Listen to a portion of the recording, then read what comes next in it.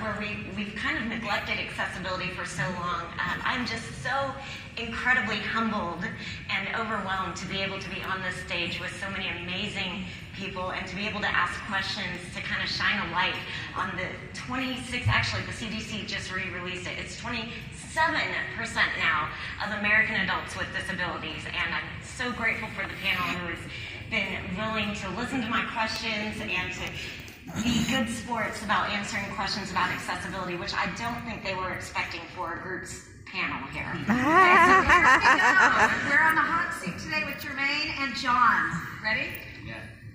Scenario number 1. Susie is planning her annual girls trip this spring with 9 girlfriends.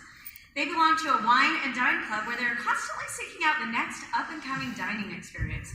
The trip is always equal parts relaxing and focused on the culinary experiences. Susie has many dietary restrictions due to the chronic illness, so traveling can be difficult because she knows that often the dining experience is not equitable for those with restrictions. Who has restrictions?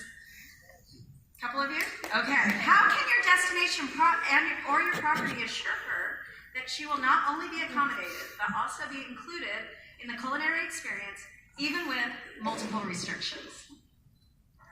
Okay, take it away. Jermaine, let's start with you. You're on the hot seat. You're on the clock.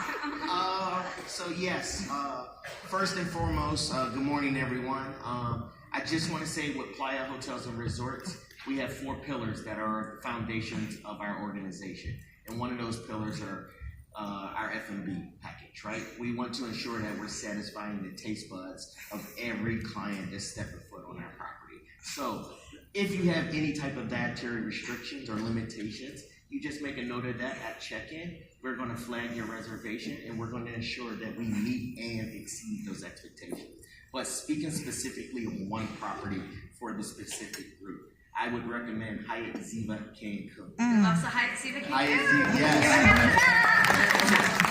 Yes. So even though that this is a family-friendly resort, and those who came to our workshop yesterday, we know that Ziva is for our all ages because it has the same number of letters as kids. But we have a unique tower, it's called the Turquoise Tower, which has 160 adults-only experience. But speaking of culinary, we have a chef's table, which is a 7-course meal that is an additional charge, what comes with exquisite wine tasting throughout the entire meal.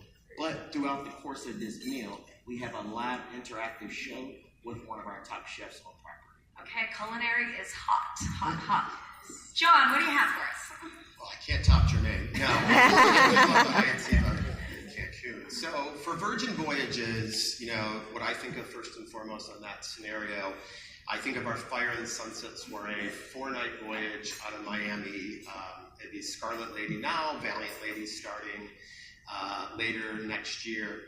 For me, similar to Jermaine and probably all of us up here, we obviously accommodate all of those dietary restrictions. Let us know ahead of time while you're on board the ship, and we will note that everywhere that your sailors will be dining.